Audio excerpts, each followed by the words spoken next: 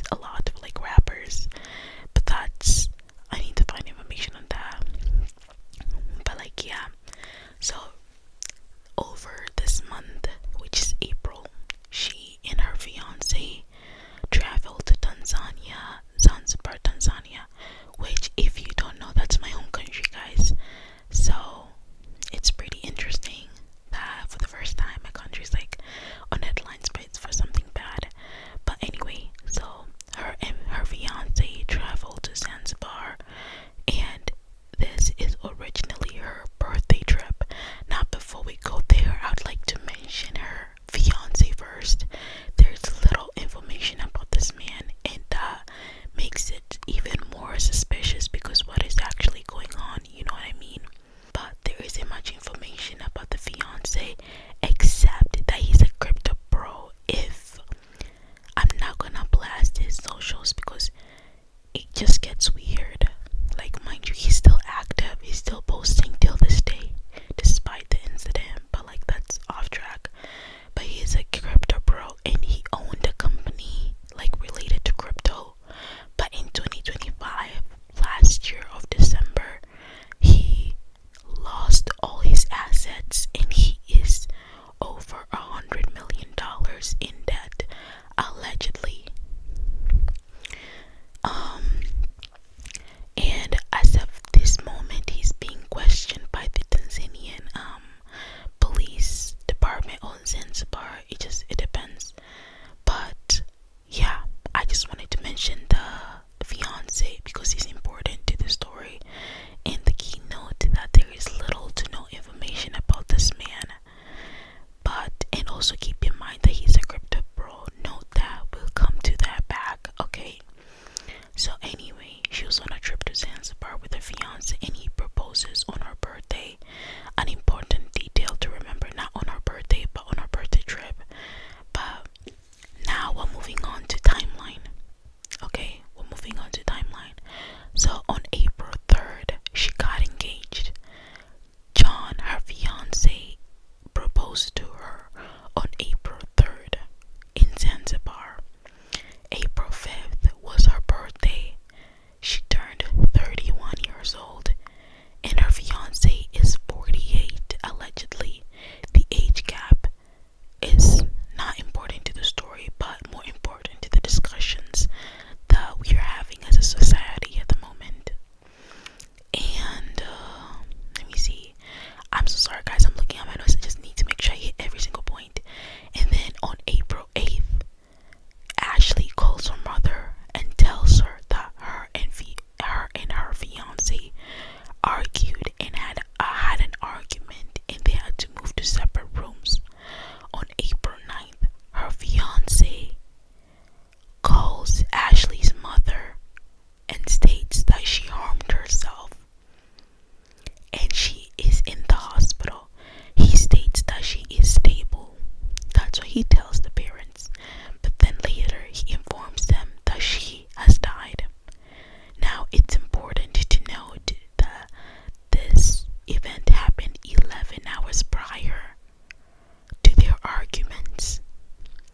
So on April 12th, Ashlee's friend posted on Twitter, and she basically stated, "We need justice for Ashlee Janea," which is true, and I have her exact post right here. So I'm gonna read it out loud. Her friend said, "We need justice for my friend Ashlee Janea, who was found dead in her hotel in Tanzania, and her fiance Joe Mccann claims she hung herself." Oh, I don't know if YouTube is gonna censor me for that, but she harmed herself. Anyone who knows Ash knows she would never commit.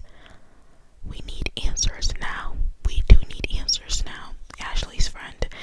And that same day, April 12th, the family also releases a statement saying that the death was suspicious, and the hospital also releases like the documents, like the investigation, and they basically said in their little like conversation, like their little documents, saying that there was an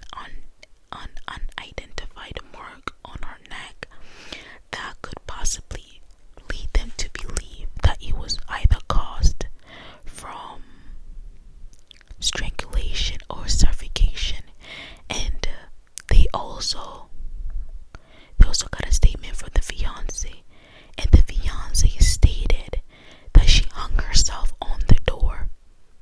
Mind you, this is a black woman we're talking, like, I don't even want to get into that. So, and also, I also wanted to note another hospital in Zanzibar listed her cause of death as strangulation and suffocation, and not. And I also like to say my country is not big on the whole, like, you know, committing thing. It, like, I think my country is like a little bit more conservative, so like that word is not gonna be thrown around a lot. And I'm glad they don't believe that crap. They don't believe it. Like, what would you? And that's basically the timeline that we are aware of what happened. Now, there's overall questions that people have, and I have too, and I think you probably have as well. And that is Ashlee's parents allege saying that they haven't heard from this man. Keep in mind, Joe informed the parents when Joe informed the parents before he was deceased, and called them and told them she was stable. And then later he called them to tell them that she was dead. I don't know if that makes sense, but basically he called the parents before to tell them that she was stable, and then called them later to tell them that she was dead. But after that, he stopped communicating or cooperating with them, right? But why isn't he talking right now? It could also be possibly because of like legal purposes. He can't say anything because of like lawyers and stuff. But it's also suspicious.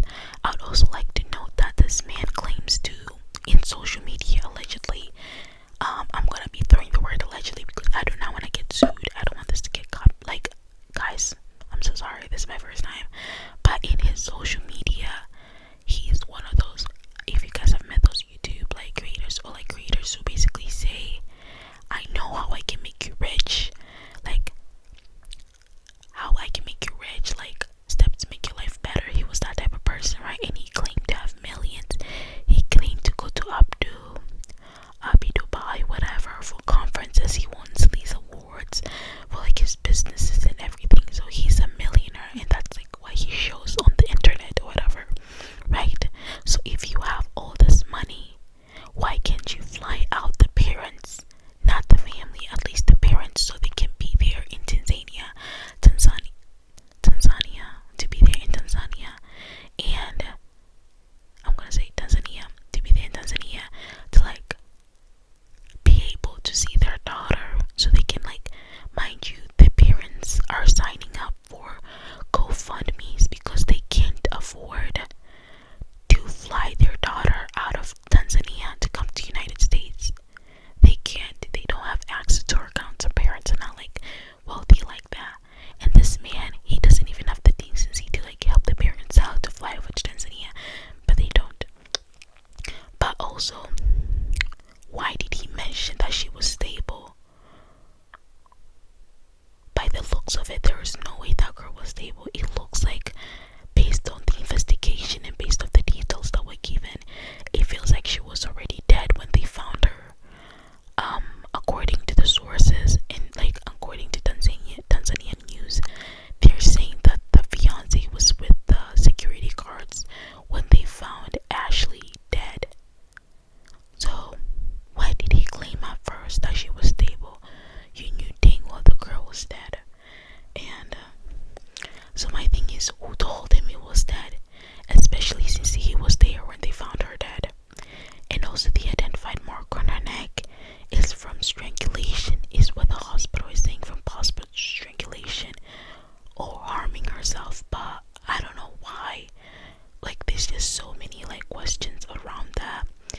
And also, where's the surveillance footage? I also would like to say that it's possibly also for legal purposes that they're not sharing any surveillance footage.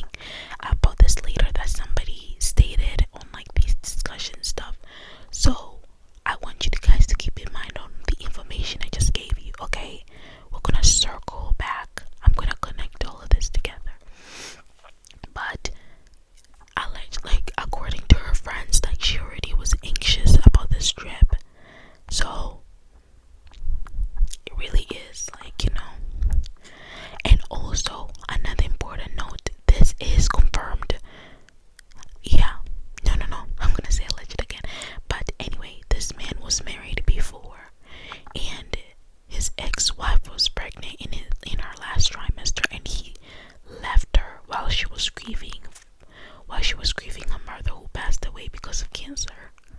Let that sink in. This man left his pregnant wife while she was dealing with grief. But anyway, okay, next part of this video is gonna be the overall discussion and maybe some fleeting thoughts we have in the back of our heads that are what is scared to say.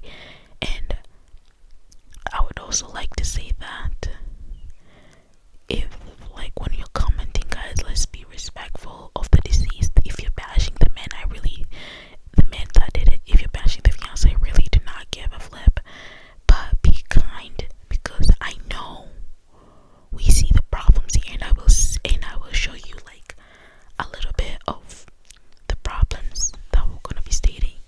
But when it comes to overall discussion, is I would like to say that as women, we need to listen to our intuition more. I feel like we often ignore that, but your intuition could literally save your life. And Ashlee had that intuition, and if maybe she had followed it through, she would be alive. But it's okay. Like, I would say it's okay because like a life has been lost. But I think it's important as women and as human beings, follow your intuition. But I feel like for women, the intuition is so much stronger. Ladies, please listen to your intuition. The next thing, they seems to be like on outpouring criticism about her choice to date a white man. And if you guys are not aware, there's just so much discussion about black women dating a white man. And yeah, you've probably seen those discussions. If you're a black woman yourself, you've probably seen those discussions. Or if you're a woman of color, you've probably seen that discussion. And there's harms to having, and we can't criticize that girl because she liked a white man. Like, that's the least of our problems I hear, and I really hate that.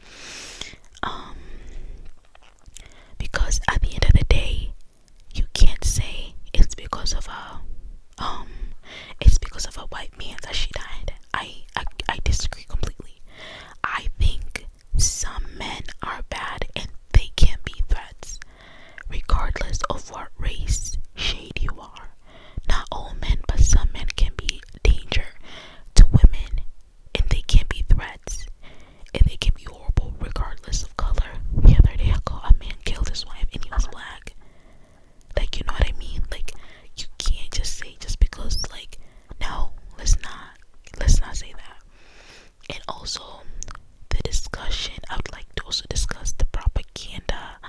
I guess we're gonna label it propaganda about black women viewing white men as saviors from black men.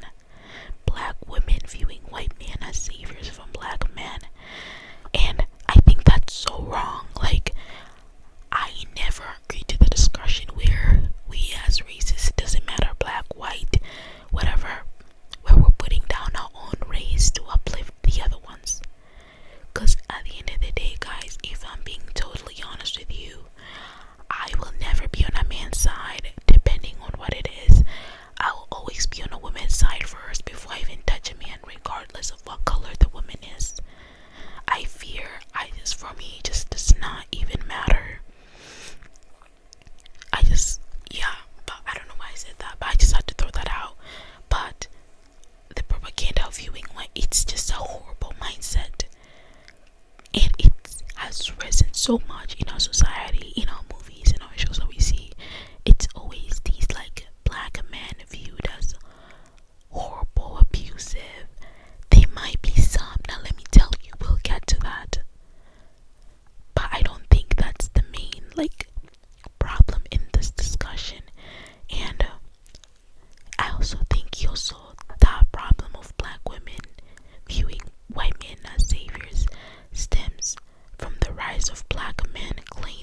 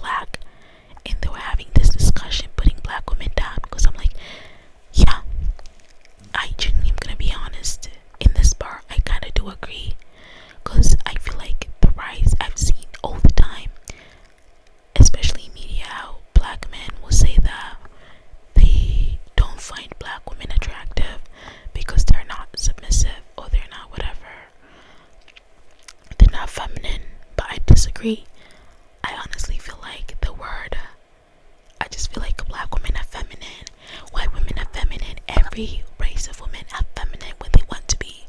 Like, women can be feminine and masculine. I don't believe that women should only be feminine. I feel like we should also be like masculine traits, and that's just my opinion. It's like sometimes you have to stand up your ground, and I feel like people view that as a masculine trait. I don't know, I'm getting off track. But also the rise of soft life is misleading. I feel like so many people, especially in Instagram, like, you're shown the glamorized life of soft life, but it's dark out here, girl. Like, have you guys heard of the Dubai body? Yeah, it's all of this. I'm getting paid $10,000 to eat rich man boob, but they'll advertise on their Instagram soft life, soft life, soft life, but they never tell you how they got the money.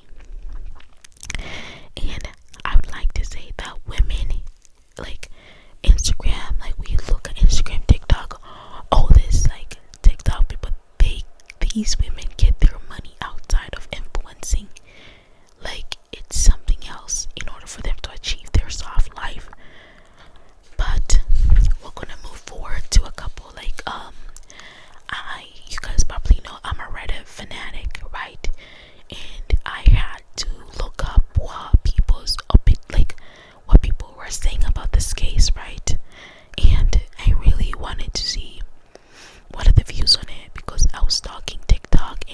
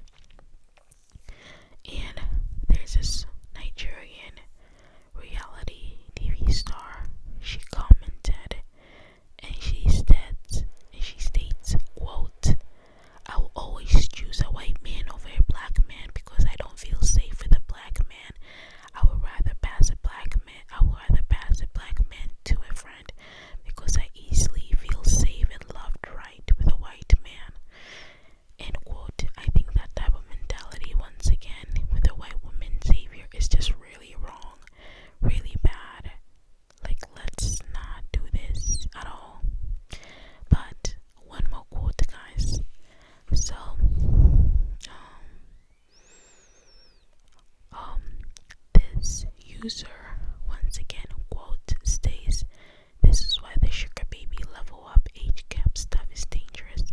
Social media is smoke and mirrors. Unfortunately, she would not likely receive justice. That man has moved on to tweeting about crypto as if she never existed. What is eerie? Someone said that man was going to kill her because of the way he was looking at her. Plus, he's a crypto bro that lost $10 million and has shady business practices." And quote, that is probably true based off past occurrences of how people have handled cases like this. I hope this case is not it and they fully discover what happened, and if it is, that man may be put to jail. Allegedly. And the last user stated, quote, "Yes, when we speak against this, they assume they are telling girls to date homeless men. We just want them to not make money the deciding factor for when dating, that's all. Not saying she was a sugar baby, but at some point, sugaring was rebranded not as sex work. When it is, sex work is dangerous. When men know they can get away with harming sex workers, they can continue to do so." End quote. So, I don't know whether we're implying whether she was doing that or not, but I would say this statement's a little crazy though. This statement's a little crazy. Yeah, I mean, it's a little crazy. I'll let you guys sink in and let me know what you think. Especially with this topic, like, let me know what you think about that. And also, the last point is the rise of the sprinkle, especially Shara 7. I think women nowadays are more focused on trying to get with